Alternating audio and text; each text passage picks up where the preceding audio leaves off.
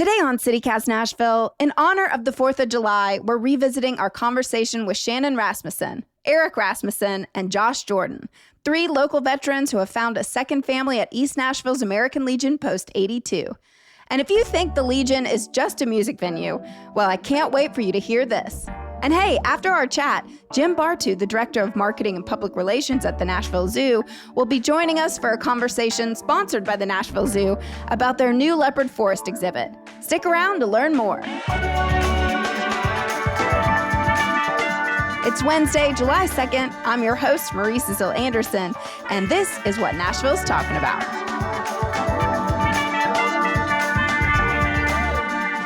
I'd like to start by going around and having each of you introduce yourselves and just share a bit about your service in the armed forces. Shannon, I can start with you if that's all right. That's perfect. My name is Shannon Rasmussen, and I served in the Army for 4 years. I was a journalist, and so I wrote for the Installation newspaper and did some community and media relations.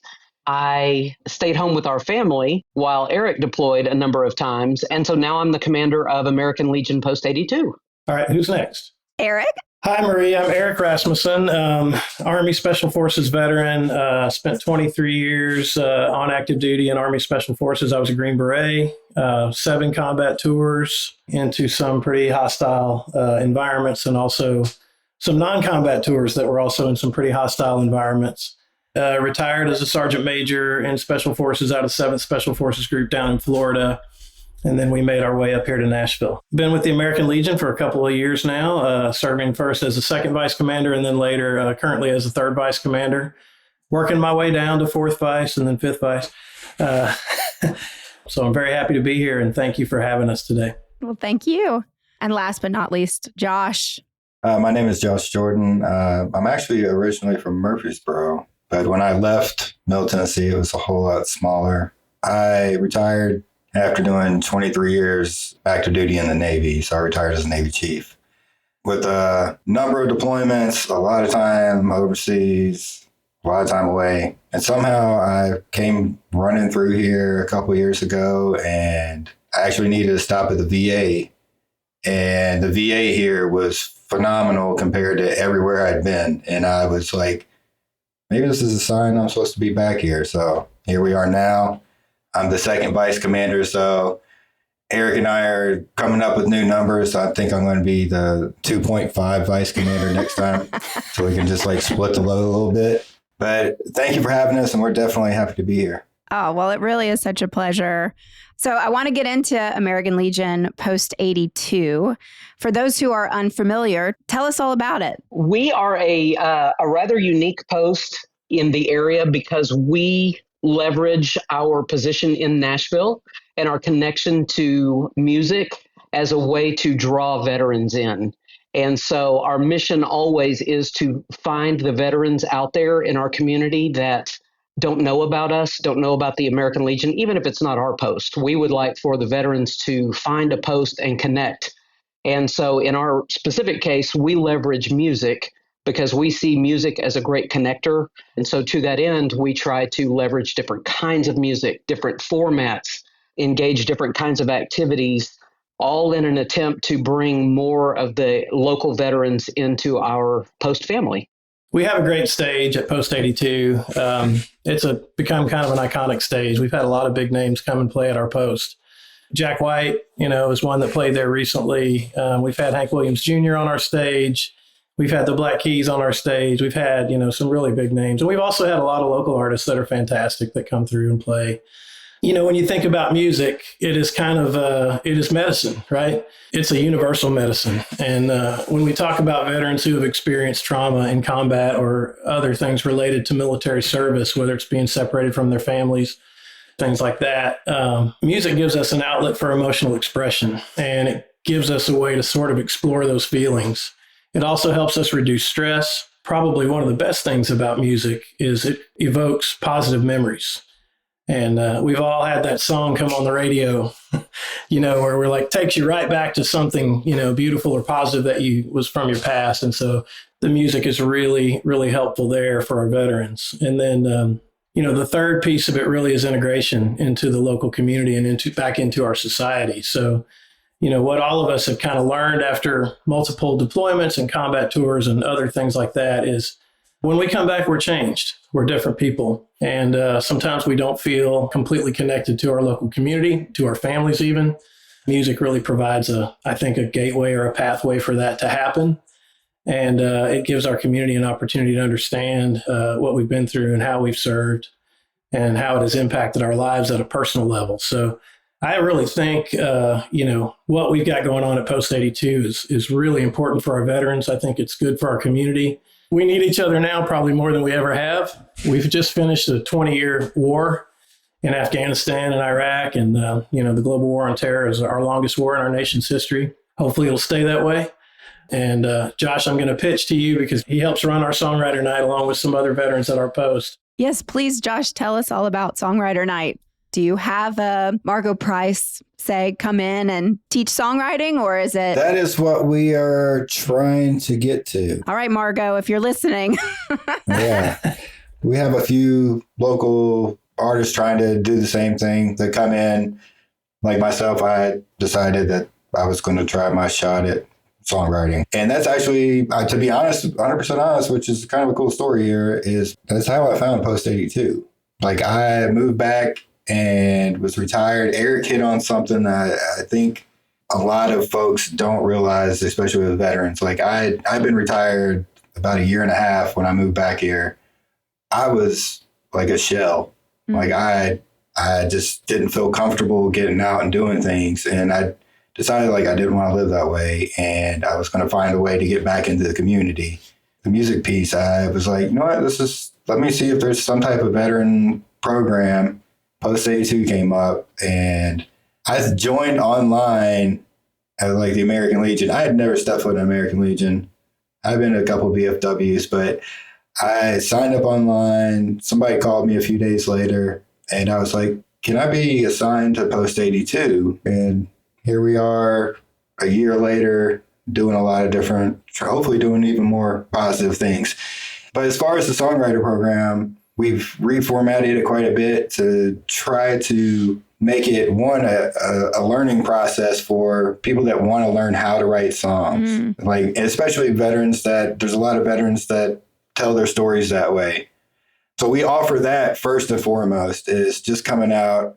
We will sit down. We've got some incredible musicians that come out and volunteer. And that's the biggest thing. We're all volunteer. Everything we do is 100% volunteer. Wow. Shannon, Eric, myself, all the officers, the only people that are at the American Legion that actually are paid are bartenders. But these folks, some of them have zero military affiliation. They still come out every time we do these songwriter events, which are the first and third Thursday from 7 to 9 p.m. That's how we do it. And the third Friday of the month, we do an open mic night.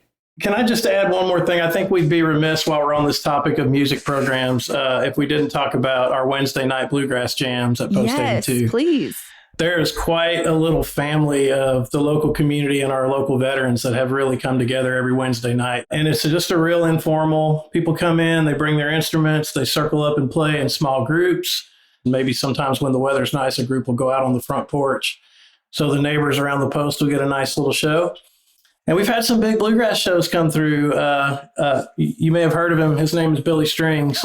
Billy! Who was that guy who brought with him? That guy, I think people heard of him. Brian Sutton. He's also pretty good. So Billy and Brian did a show at our post last year, and they recorded an album there. So we're excited to hear when that record comes out. Kind of a funny story with that, and Billy told it from stage, is when they first reached out to us about coming to do a show at the post, they wanted a couple of days in a row, and that was kind of hard for us to support with our volunteers. So we said no. When Billy found out we said no, he thought it was the coolest thing ever. So he said, I have to play there now. And it was an awesome experience. We've also had Dan Tominski. He wrote Man of Constant Sorrow for Oh Brother, Where Art Thou? So and he's a great bluegrasser and just a beautiful human. The great thing about when Dan came is after he got done with his show, he did his show on Wednesday night, which is our normal bluegrass night, which was awesome.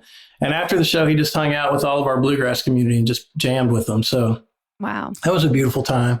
As the second vice, I'm the one that does the majority of the bookings and dealing with the labels and the bands and the local communities embraced us in such a way that it's a very beautiful thing that if I can share, Fancy Haygood did an album release party a couple months back. Oh, wow. I was there letting him in and we were getting set up, and he has his guitarist came walking in the building, and this guy's like, I'm 5'10". I'm not a small guy. This guy's probably like 6'4" and comes stomping up towards me, and I'm like, whoa.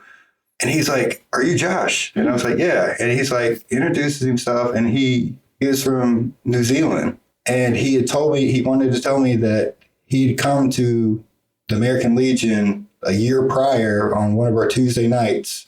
And while he was standing in line to come in, he ended up meeting this young lady who is now his fiance. Oh, wow. And there's so many stories like that. If you can get Margot Price to come teach us how to write a song. I'm not going to complain about that. I think she signed my wall. So if you don't know, we started something last year, our little sound room. We have everybody that comes and plays our stage, I have them come and sign this wall. This thing is blown up. So I could give you a list if you want after of all the people that signed it, if you want to ping them. And maybe they'll come write songs for you. Yes. I have a new job now. Sorry, CityCast Nashville. I'm on the quest now to get Margot Price and anybody else. Dolly Parton, I call her up too for you. I love that. Why not try, Yeah. Sure. Thank you. We love you, Dolly.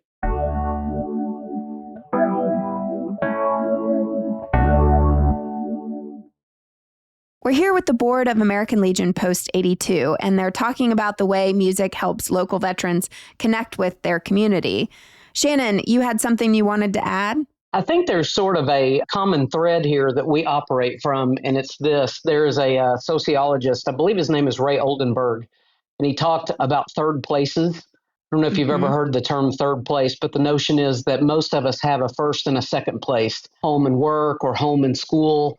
And there's a lot of research to suggest that there is value in having a third place. And it's that place where if you didn't show up for a little while, people would miss you and wonder where you went. And for some people, that can be a Starbucks barista who knows their order as soon as they come in. It can be, a local canteen. It can be a church.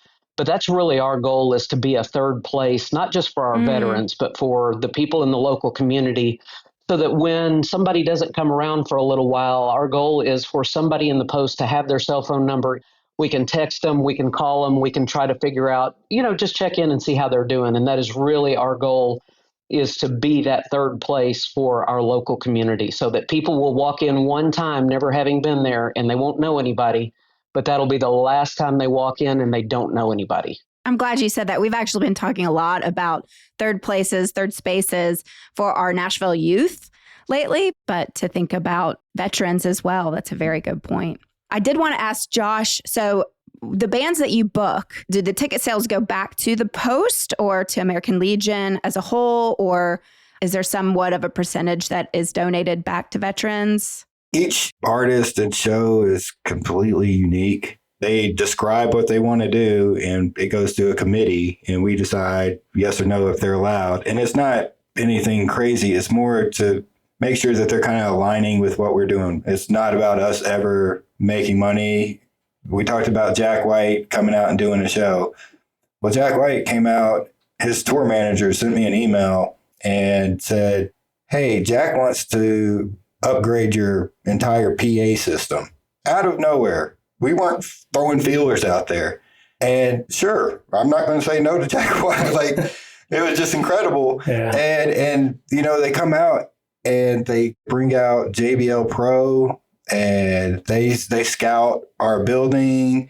And the next thing we know, Greg Glasser at Guitar Center Pro was calling us up, coming out. And I think Eric and I estimated it was well over $30,000 in equipment. Equipment.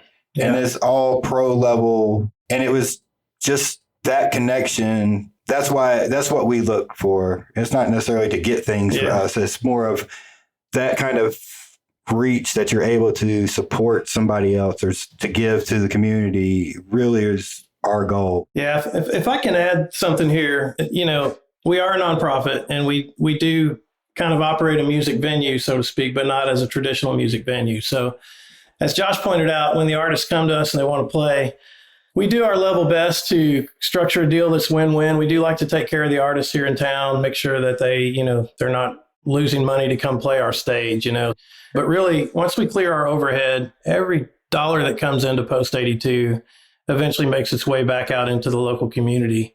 We sponsor Little League teams. We sponsor football teams. We donate to Operation Stand Down. We support homeless veteran causes. None of us are getting rich doing this. In fact, none of us get paid, as was pointed out earlier. This is all volunteer work, and it all comes from the heart. So every dollar that people in our local community spend in our canteen or to come see a show there, once we get past our overhead and make sure all that is taken care of, it all goes back out to the community. We don't keep any of it. Well, you just reminded me of something interesting, Eric, because in the context of this third places, we were reading an article the other day and it was talking about third lives. And so this writer in this article said a third life is when you go outside of home and work and you volunteer, because when you volunteer, you so often come in contact with people whose background doesn't look exactly like yours. Their story doesn't look exactly like yours. They don't come from the same place, but now you're interacting with these people and you have a common mission.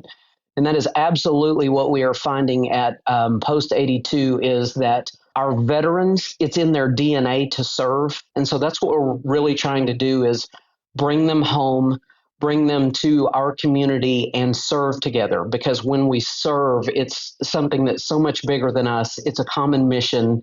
When you get out and do it, it's life-changing and not necessarily for the people who are recipients even as much, but for the people who are serving. And so we're really trying to build this DNA and this message of serving the local community, because that's what the American Legion is about. It's what the American Legion has done since 1919, and it's what it will continue to do long after the three of us and all of the members of our post are gone.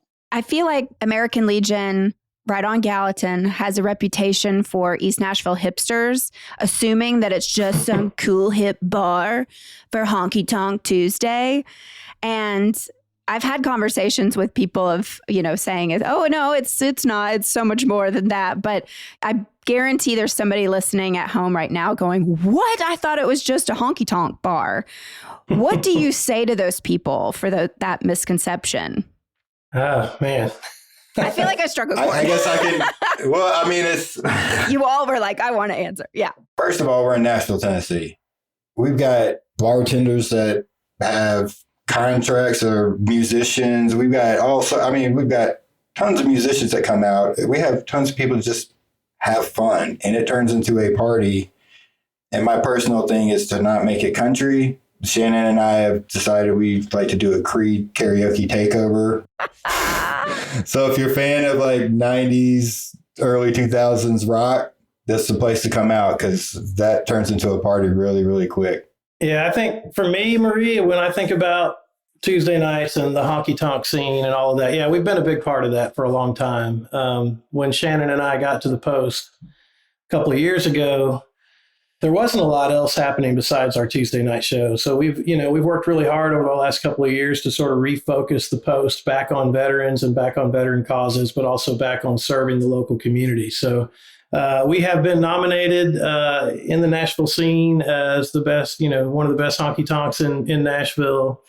We were nominated one year as the best dive bar in Nashville. We weren't super thrilled about that, but but no, we've worked really hard. Our brand really, it comes down to one thing. It's community. And I think it's a really good, healthy thing for all of us that get involved with it. And by the way, the hipsters are welcome. Everybody's welcome there. We love the hipster community, and we did have a lot of them showing up for our Tuesday nights, and that's quite all right. Shannon, I know you're itching to say something. Well, yeah, I was going to say, if I could boil it down really simply, in my mind, this is how we've said it in the past. We have a venue, but we're not a venue. And we have a canteen, but we're not a canteen. We're an American Legion post, and we are really working hard to bring the community together with our veterans. And I think somebody alluded to this earlier, because not only do our veterans find connection in the community, but our community finds understanding of what our veterans have experienced. And it's just really a remarkable thing to watch. And so as we find our way back to our veteran roots, we are finding more and more members and more people who maybe didn't serve directly, but they are descendants of people who served. And they are part of our family too. There is just a spot there for everybody. And so that's really the identity that we would like to get back to. Well, so if somebody's listening at home and maybe they're not a musician, maybe they can't teach a songwriting class, but maybe they have something else that they'd like to contribute, how could they volunteer? How could they get in touch with you all? First of all, we do have a website where you can get in touch with us, and there's contact information on that. There's a lot of other programs outside of just the music stuff. We do sponsor high school students to go to Boys and Girls State. We sent several students last year from a couple of different schools in the local area to the Tennessee Boys and Girls State, and they all had a wonderful experience learning about how government functions and government operates.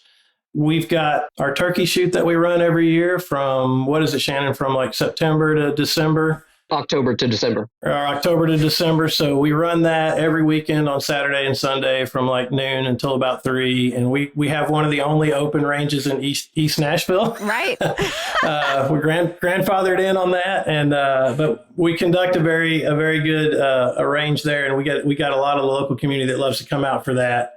We do wreaths across America every year at Christmas time. So we go out and put wreaths on the veterans' tombstones at the Veteran Cemetery here in Nashville. And so there's just a lot of different programs going on all the time that we're involved in and participating in.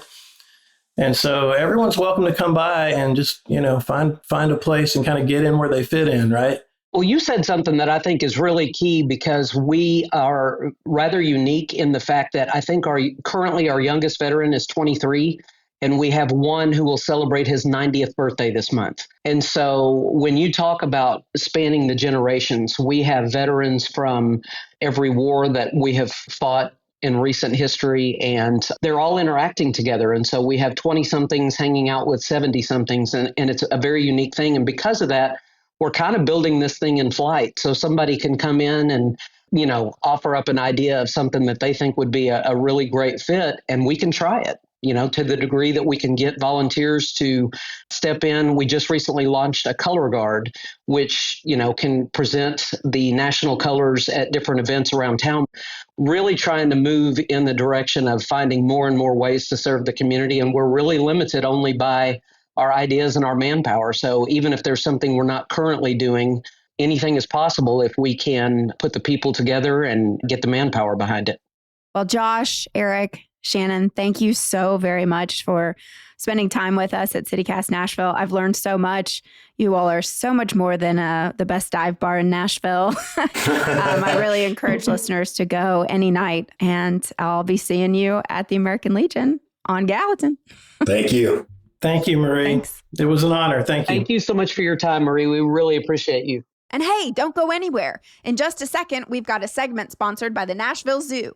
Jim Bartu, the Director of Marketing and Public Relations, is chatting with executive producer Whitney Pasterek about their new Leopard Forest exhibit.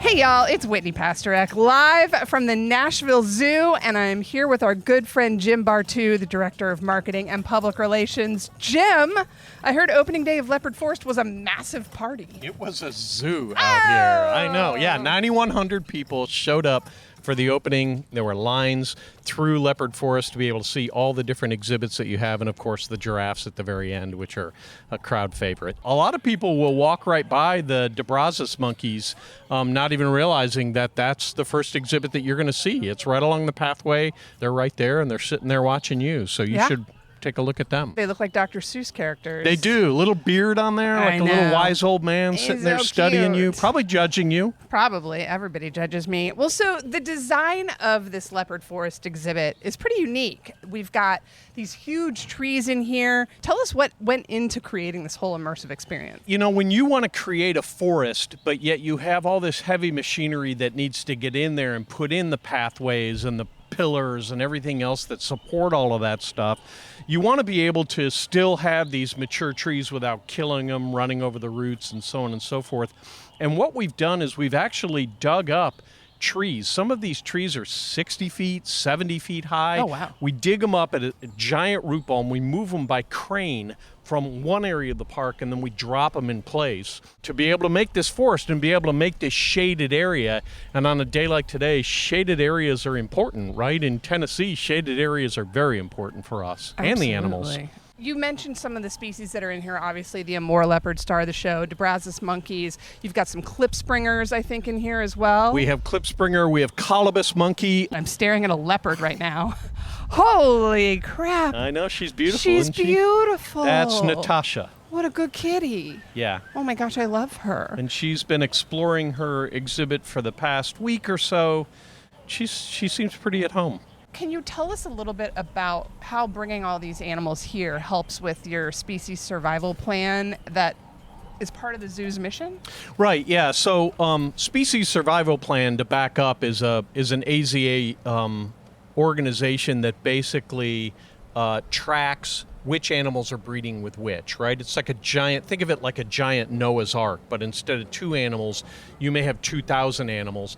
And to get them to breed, to get that genetic diversity to remain diverse, you have to track who's breeding with who. So basically, zoos will apply for SSP to be able to breed animals, and then the SSP, whoever's in charge of that particular one, like for this instance, it would be Amur leopards, those people decide which female and which male are going to be chosen out of the zoos, all the zoos in the country that have these animals, to get put together here at the Nashville Zoo to get together and hopefully breed. Look at these colobus monkeys. They look like they're already pretty chummy. They got like a cuddle puddle going on up there on the branch. Like that, kind of that black and white is really striking inside this exhibit with those beautiful white tails. They're like they have. Skunks with thumbs. They don't have thumbs. How do they get around? They swing. They're swingers.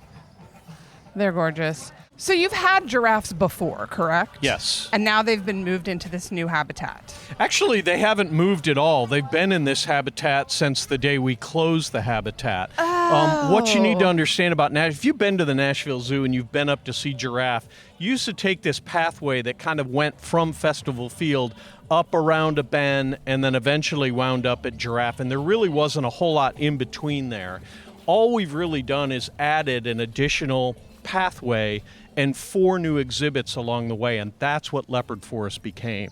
Well, this is one of the most amazing things to me about the Nashville Zoo is that you come here and you are really transported to a different world, and it's difficult to get your bearings in the middle of South Nashville, and then you come around a corner and you're at the giraffes. That's right, yeah. You're kind of making your way down Nolensville Pike with all the strip malls and the used car lots and so on and so forth. And then there's a giraffe. You make that turn into the zoo, and all of a sudden it just kind of all drops away, and you're in another part of the world, and every time you walk around a bend at the zoo, you're in another part of the world. You know, this is a great example of that. You're not looking at the giraffe plains here. We're seeing Maasai giraffe wander around in this beautiful shaded environment. We've added in this beautiful stream right next door to that, so you can kind of sit there and enjoy it and relax a little bit. Lots of benches for you to sit in this time, so a huge improvement.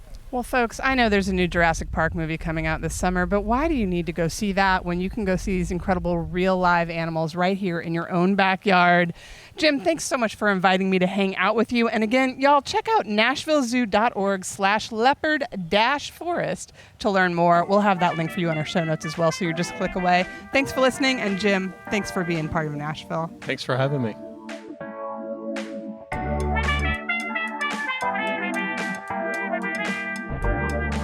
That's all for today here on CityCast Nashville. I'm your host, Marie Cecile Anderson. Our executive producer is Whitney Pasterek. Our producer is Daniel Sumstein. Our Hey Nashville newsletter editor is Margaret Kingsbury, and our theme music is by Prof Jenkins, with additional help this week from newsletter editor Natalia Aldana, audio producers Lizzie Goldsmith and Noah Snyderman, and music by Carl Christensen. If you enjoyed the show, why not tell your friends, rate the show, leave us a review, and subscribe to our Hey Nashville newsletter. Starting tomorrow, we're going on a mini summer break, but we've got a very special episode dropping for you. Then we're off for the 4th of July and back again on Monday with more news from around the city. Toodles!